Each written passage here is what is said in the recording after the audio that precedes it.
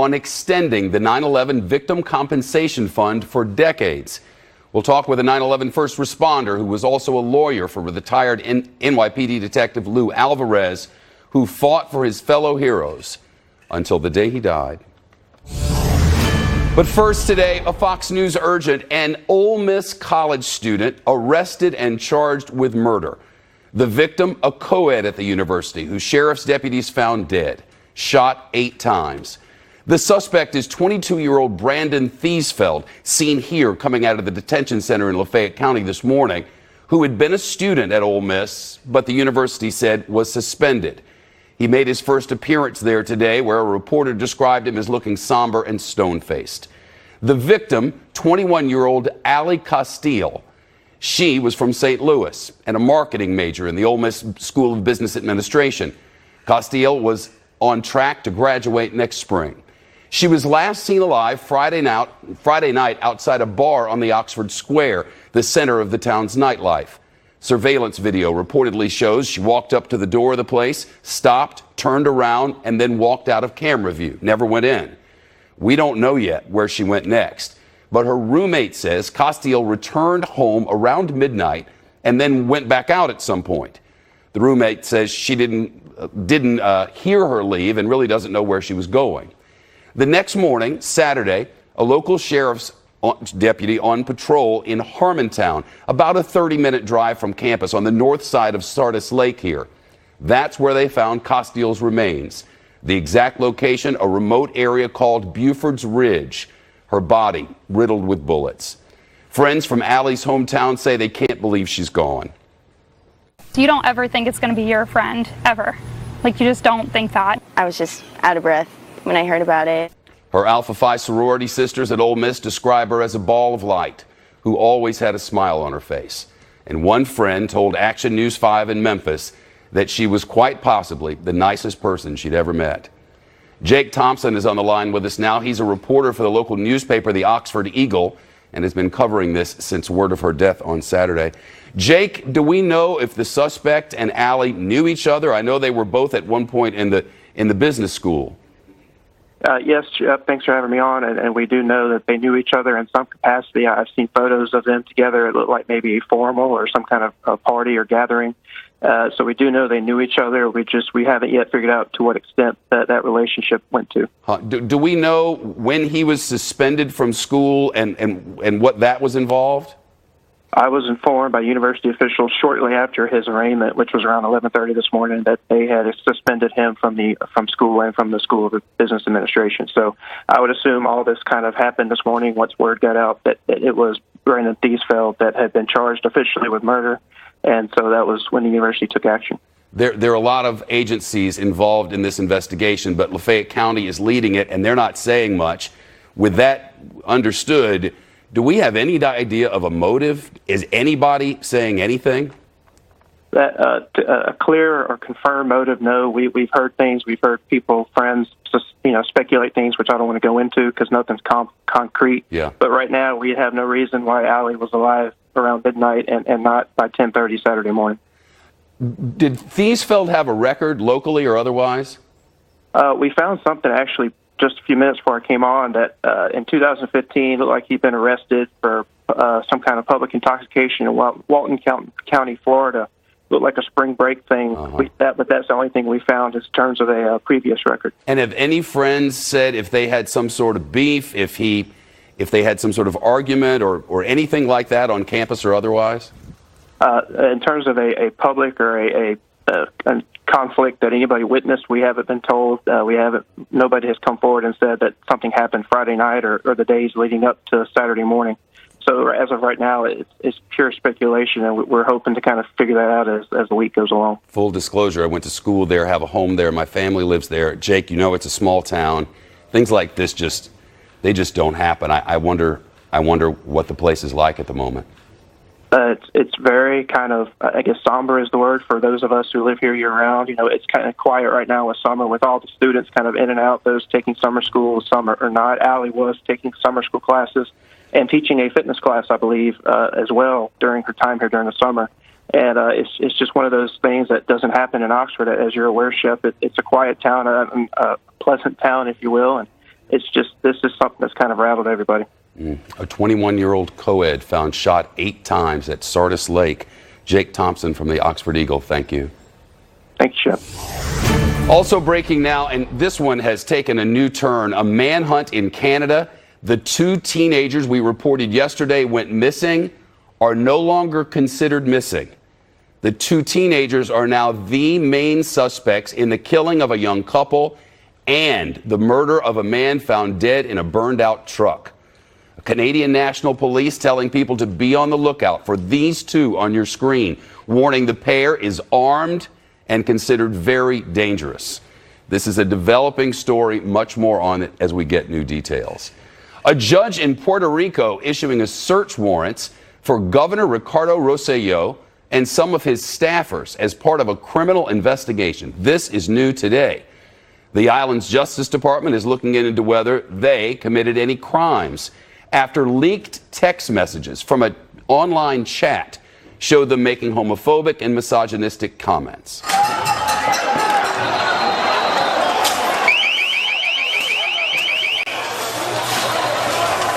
That video from last night in San Juan, protesters vowing to continue demonstrations, which have been going on for 10 days until the governor resigns.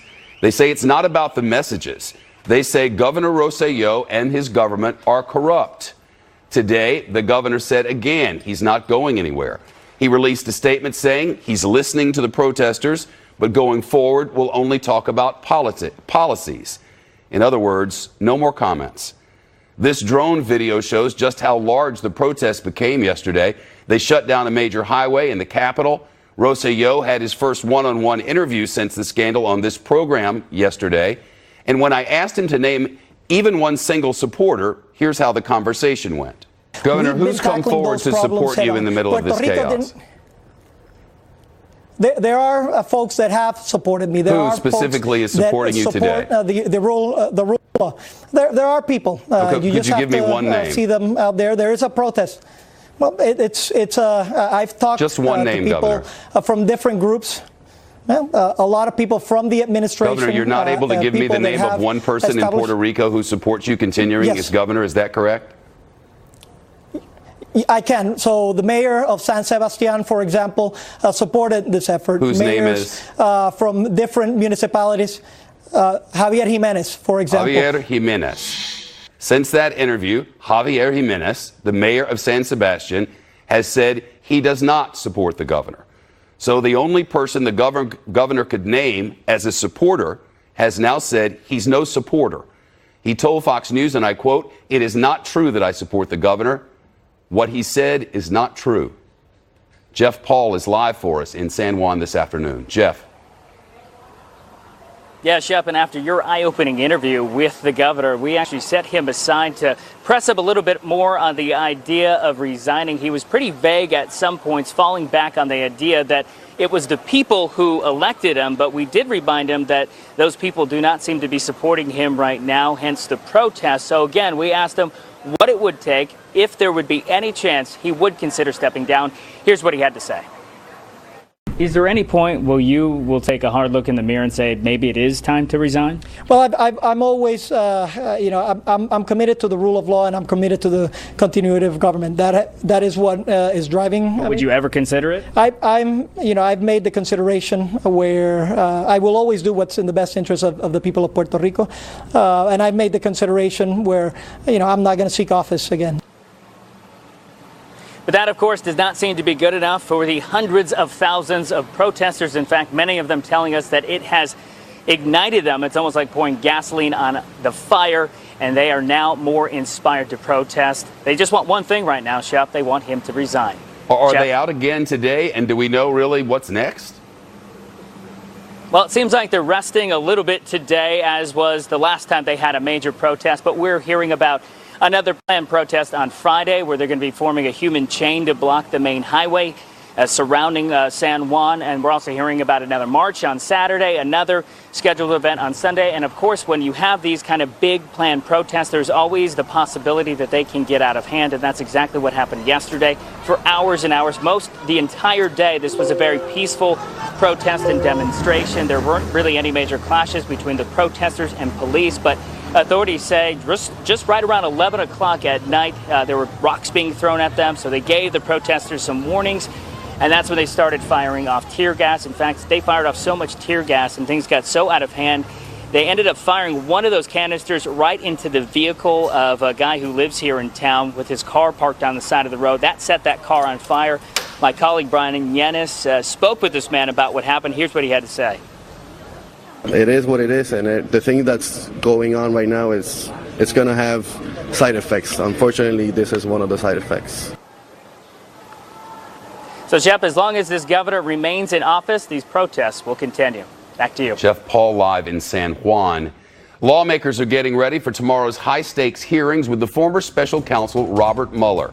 Democrats and Republicans both looking to shape what the public thinks about the Russia investigation. And now we're learning of a letter laying out what Mueller is and is not allowed to say. Of course, allowed is the wrong word because Robert Mueller no longer works for the government.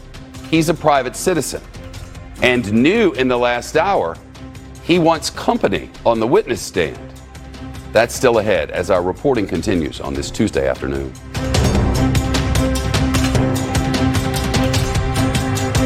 Shepard Smith is brought to you by Testify publicly on Capitol Hill, and brand new this afternoon, he wants his chief of staff there with him. This will be the first time the former special counsel will take questions from lawmakers about his report on Russian interference in the 2016 election. First up, a hearing with the House Judiciary Committee, then another session with the House Intelligence Committee. The back-to-back hearings expected to last about 5 hours, and Fox News will have live coverage beginning 8 a.m. Eastern tomorrow. Democrats say they plan to highlight some of the report's findings about President Trump's, especially instances of possible obstruction of justice noted by Mueller. Republicans say they plan to focus on the origins of the Russia investigation. The Justice Department has told the former special counsel to stick to the findings in the report, but that directive is not binding as he's now a private citizen. Still, Mueller told us in prepared remarks that his report is his testimony. So he's a reluctant witness for sure, and now he wants his chief of staff there with him. If sworn in, he would theoretically be able to answer for Mueller. So is it possible we won't hear from Mueller at all? Catherine Herridge reporting live from Washington. Is that possible? Well, Shep, you know, our friend Chad Pergram has an expression that on Capitol Hill there are 3 P's: policy, procedure, and also politics. It's okay to sort of veer away from the policy or the politics, but when it comes to procedure, you have to follow the letter of the House rules. And Republicans have already objected to the notion that Robert Mueller's special counsel, his counsel rather, at the session could answer questions because they say it's a violation of the notification. So theoretically it's possible, but as you know, a lot can happen between now and about 12 hours or so until that testimony.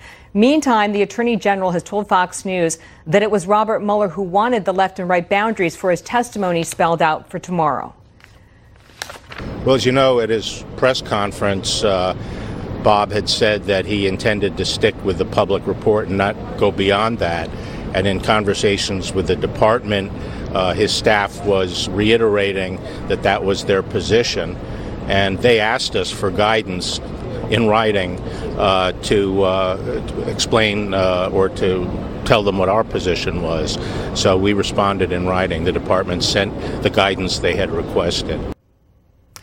So that 2-page letter from a senior Justice Department official, in effect, sets out a very narrow scope for Mueller's testimony tomorrow. And it reads in part, should you testify? Because, of course, that's Mueller's decision now as a private citizen. The department understands that testimony regarding the work of the special counsel's office will be governed by the terms you outlined on May 29th, specifically that the information you discuss during your testimony appears in and does not go beyond the public version of your March 22nd, 2019 report to the Attorney General or your May 29th public statement. The guidance goes on to say that he can't talk about anything behind the heavily redacted, blacked out sections and nothing more about what they call uncharged third parties, and that's an exceptionally broad category.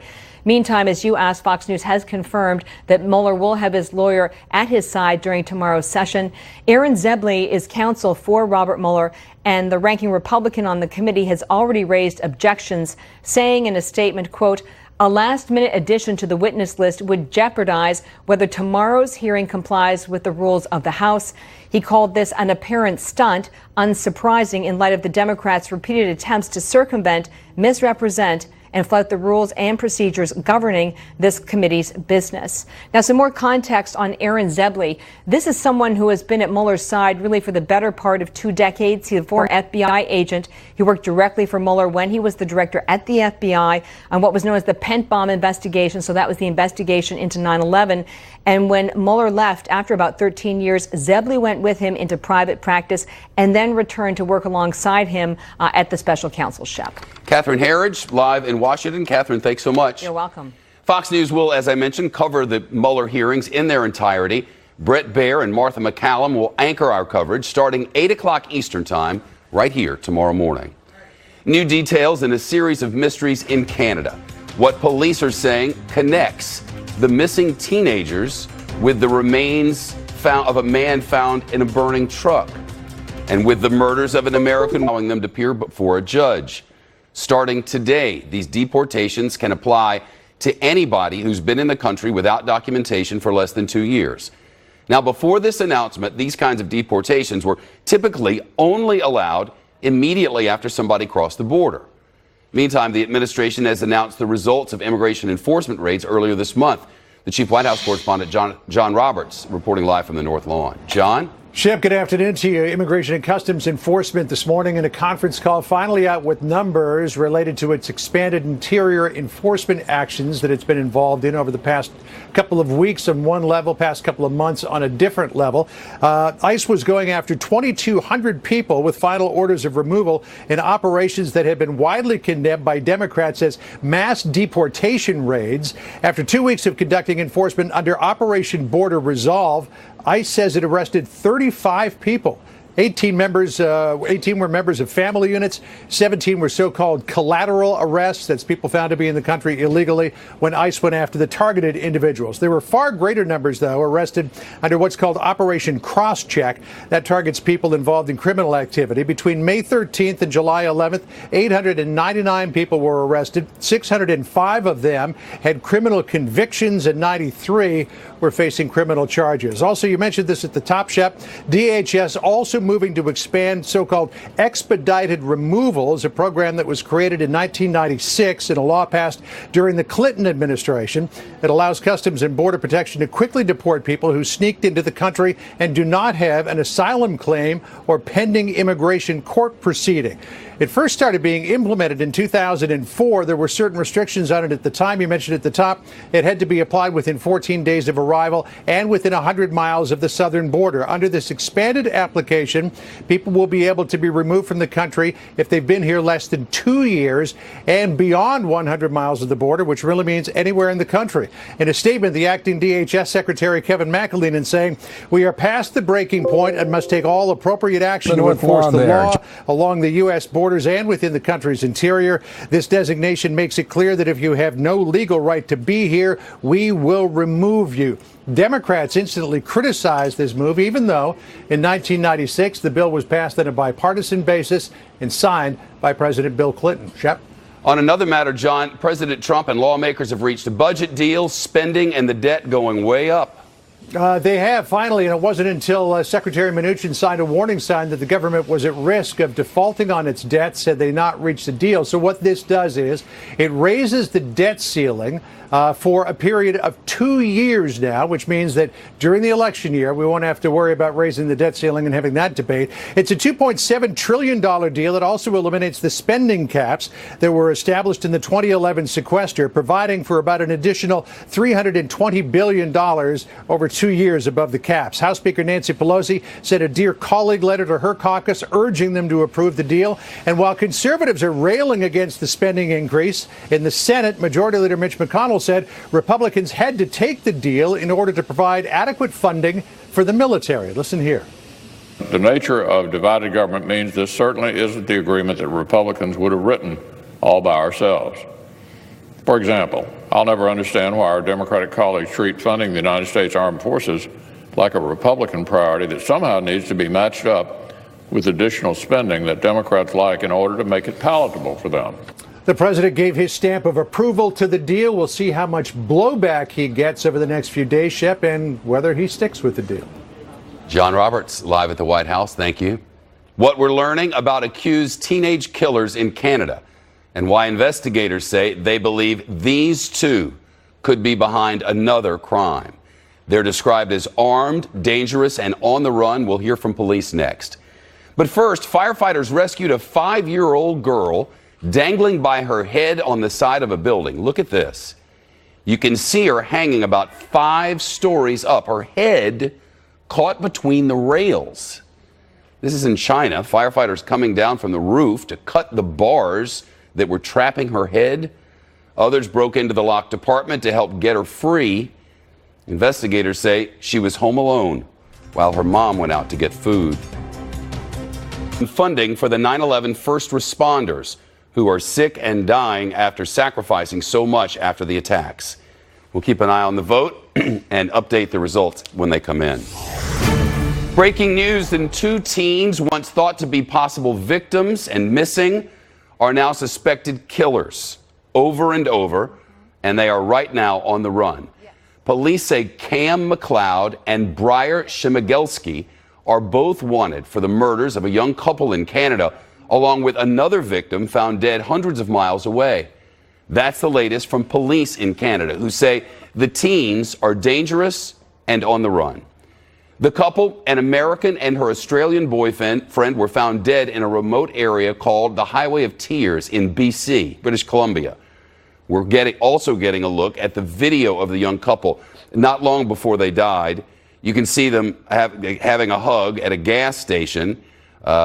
Family members describe them as world travelers who met while traveling and were really just enjoying life. Investigators say the teens, the suspects here, could also be behind a third killing after cops found a man's body a couple of miles away from their burned pickup truck that you see here last week. Rick Leventhal reporting. He's live in our New York City newsroom. Rick? And Shepard, this story completely flipped in the past hour. Instead of a search for 2 missing teens who might be victims of a serial killer, the Royal Canadian Mounted Police, or RCMP, revealing last hour those 2 teens are the suspects believed to be armed and dangerous. Here's another look at the alleged killers, 19-year-old Cam McLeod, 18-year-old Brian Shmigelski. Their family said they were on the road looking for work when they went missing last week. Police, as you mentioned, finding their truck burning on the side of a remote highway. About a mile from their vehicles, authorities found a body, a bearded man in his 50s or 60s, and they released a sketch hoping to identify the victim. And about 300 miles south, that young couple found dead. 24-year-old China Deese and her 23-year-old boyfriend Lucas Fowler on a 3-week road trip visiting national parks. Their 1986 blue Chevy van broke down along Alaska Highway early last week, and they were found shot to death at the scene. The couple, as you mentioned, could be seen filling the van's tank and cleaning the back windows and sharing a hug at a gas station shortly before they were killed. And here's more from the police. The RCMP are now considering Cam McLeod and Briar Shmigelski as suspects in the Dease Lake suspicious death and the double homicide of Lucas Fowler and China Deese. And Shep, police did not say what the motive might have been in this case. Do we know anything else, Rick, about these suspects?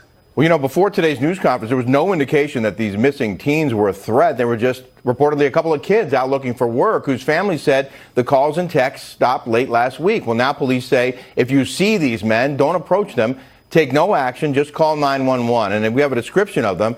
Cam is 6'4". He weighs 169 pounds with dark hair, facial hair, brown eyes. Briar is also 6'4" and 169 pounds with sandy hair. They're believed to be driving a gray 2011 Toyota RAV4. Police say they might have changed their appearance. They were last seen in northern Saskatchewan, Shep, and they are on the run. Rick Leventhal in the newsroom, thanks. British Deese is on the line with us now. He's the brother of China Deese, the American woman killed along with her boyfriend on the side of that highway. I'm so very sorry, Mr. Deese. Thank you for joining us. Hey, Shepard, no problem. I know you just got, or I'm told you just got off the line with investigators. What have you learned, if anything? Not much that hasn't been already kind of revealed in the news, but they have changed the two young guys or young boys' status from victims of a potential of this happening into suspects, and it's a really large manhunt underway right now. We keep hearing there may have been some sort of confrontation. I don't know. Is that regarding the guy, like the bearded man statement? Yeah, just trying to figure out why in the world would anybody want to hurt these travelers. It just makes no sense right now. It really blows my mind. My dad saw the video that came out of them hugging at a gas station and just getting ready for their trip, and it was so bittersweet. And he started crying. He was just like, that's all as a dad you would ever want for your daughter, is to find somebody and be that happy and in love with someone. And it's just really bittersweet, and there's a lot of new feelings for all of us. And it's been frustrating because it's a bit of a distraction to try to delay the grieving process like that, because there's just so much information. But we're all just at a complete and utter just huge loss, and trying to even comprehend what this means. I mean, when I go to bed at night, it feels like I am. It feels like my sister is still going to come back and watch our dog for when we go on a trip, because that was the last thing I was texting her about, and it just doesn't feel like she's not there, and it's just so overwhelming. British Deese, the brother of the murdered woman, China. Man, I'm so sorry. Good luck to you and your family. Thank you, Shepard. A live look on Capitol Hill now. I mentioned the Senate voting on extending the fund to help the sick and dying survivors of the attacks of 9/11. The voting is underway. It's my belief that we're going to get a final tally on this before this news hour is up, so within the next 20 minutes. And my goal, hello staff, the goal is to give you the names of everyone who voted against this. So we'll work on that. Hang with us. Heroes the help they need. In this hour, senators are expected to pass legislation to extend the 9/11 Victim Compensation Fund for decades. I told you that I would let you know who voted against this. So far, there are 2 no's. Mike Lee, the Republican of Utah, and Rand Paul, the Republican of Kentucky. They're both sort of, they're concerned about spending and oversight and waste. But those 2, Mike Lee and Rand Paul, have voted no so far. Back in February, it has just passed. I just got word from the producer in my ear that the measure has passed. The 9/11 Victim Compensation Fund will be extended. Back in February, Justice Department officials warned that the fund was running out of money and that they had to cut benefit payments up to 70%. But while lawmakers haggled over the details, the bill sat in limbo on Capitol Hill. Comedian and activist Jon Stewart, along with first responders, including the retired NYPD detective Lou Alvarez, made emotional pleas before Congress. And Alvarez died of cancer weeks later without ever seeing this bill passed. On 9/11, 2001, the collapse of the World Trade Center sent a thick cloud of toxic dust over lower Manhattan for weeks. I say toxic now because we know it was. But authorities at the time assured all of us, reporters, first responders, doctors and nurses, everybody working down there, that the air was perfectly safe. It was not. Thousands of construction workers and police officers and firefighters and others breathed in those fumes for weeks on end while digging through the piles of smoldering debris or supporting the effort. Many are now sick with respiratory and digestive illnesses, including cancer. It's estimated as many as 95,000 will eventually become ill. And then there are the first responders who rushed in to help after the attacks at the Pentagon and in Shanksville, Pennsylvania. So now that the Senate has voted to help the sick and dying survivors, extended ad infinitum, we're expecting to hear from the 9/11 responders, their family members, and Jon Stewart. Once it starts, we'll bring it to you live. First to our chief congressional correspondent, Mike Emanuel, who's live up on Capitol Hill. This took a while, a long while. People died waiting for it to happen, but It's happened. That's right, Shep. And the outcome of this vote was not in doubt, with 75 co-sponsors in the United States Senate. One of those first responders you mentioned, John Field, has been coming up here for 15 years and noted it has been a long struggle. Everybody from every state came to Ground Zero or the Pentagon or Shanksville. And that's what America's about. It's the spirit of the American people, the humanity in the American people. And we all came together. And now, today, the Senate is going to come together and take our worst day, worst weeks, and worst months, and certainly our worst 18 years. Senate Majority Leader Mitch McConnell met with John Field and other 9/11 first responders about a month ago, and McConnell committed to giving this measure a vote before the August recess. McConnell told reporters a few minutes ago the Senate would act in a compassionate and bipartisan way. Another member of the Senate GOP leadership expressed strong support a short time ago. We have an obligation to help out these fellow Americans. So today I am proud to be voting to continue to reauthorize the September 11 Victim Compensation Fund. These American heroes and their families deserve this compensation. They deserve to have peace of mind, and that's what we aim to do here in the United States Senate. The Senate Democratic leader, a New Yorker, praised these 9/11 first responders for fighting for these benefits. Hundreds of thousands who've come down and lobbied for this bill, pushed this bill, forced this bill through. They're the ones who deserve the credit. And we're just so glad that we're at the very end of this long, long travail that will recognize the needs of these beautiful, wonderful, brave first responders. Several amendments by conservatives Rand Paul and Mike Lee were defeated. Now this bill will be heading to the president's desk by the end of the week. Shep. Mike Emanuel on the Hill, thanks. I promised we'd give you the names of everybody in the Senate voted yes, except for two, Mike Lee of Utah and Rand Paul of Kentucky. The Senate voted today to confirm President Trump's pick for Defense Secretary. The Army Secretary, Mark Esper, will lead at the Pentagon. He's set to be sworn in tonight and end the longest period that the Pentagon has gone without a permanent leader in American history. Jennifer Griffin reporting. She's live at her post at the Pentagon. Jen? Shep, this afternoon, the Senate confirmed Mark Esper as the new Secretary of Defense. The Pentagon now has its first permanent defense secretary in 7 months. The vote was 90-8. The noes included nearly all the Democrats running for president in 2020. Senators Kamala Harris, Amy Klobuchar, Jeff Merkley, Ed Markey, Ron Wyden, Cory Booker, Kirsten Gillibrand, and Elizabeth Warren, who had unsuccessfully pressed Esper to recuse himself from all decisions involving his former employer, the defense giant Raytheon, for whom Esper was chief lobbyist for 7 years before being appointed Army Secretary by President Trump.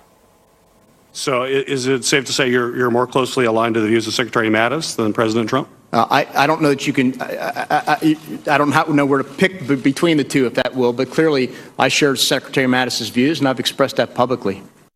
Esper is a West Point graduate. In fact, he was classmates with Secretary of State Mike Pompeo, graduating in 1986 and then serving as an infantry officer during the first Gulf War. He faces a host of immediate challenges, including what to do about rising tension with Iran, will U.S. ships begin escorting tankers through the Strait of Hormuz, how to sanction NATO ally Turkey, which just bought a state-of-the-art Russian air defense system despite U.S. protests.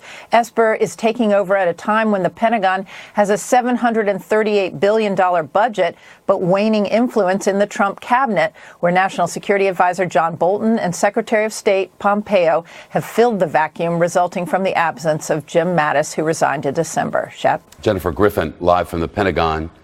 Before you hit the beach, wait till you hear what might be in the water. A new report reveals the dirtiest beaches in America. We'll have them for you in a live report from one of them next. A federal judge has just approved a settlement that protects the rights of transgender people and lets them use whichever restrooms matches their gender identity.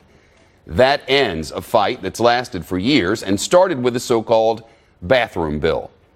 It required transgender people to use public restrooms that match their gender on their birth certificates. Another bill later replaced that one. But now there's a deal which recognizes state law doesn't get to weigh in on where transgender people go to the bathroom.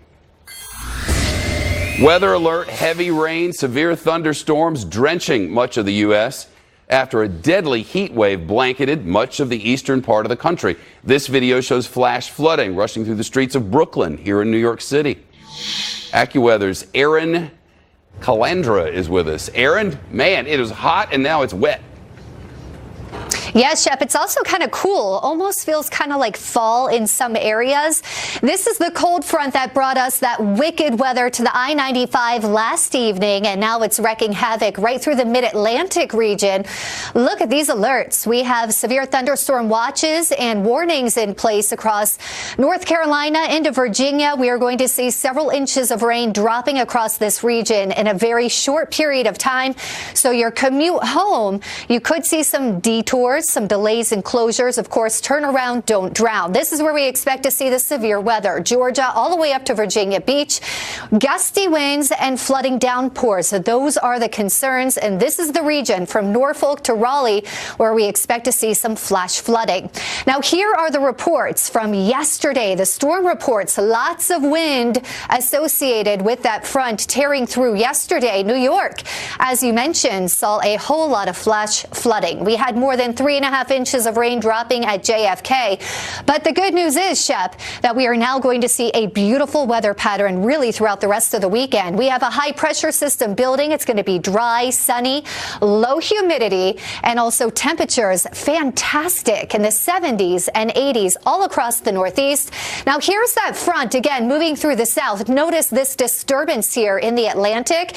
That was a tropical depression. It has now been downgraded just to a low pressure system, and it's because of that front. It is providing a lot of shear wind high up in the atmosphere, preventing it from strengthening.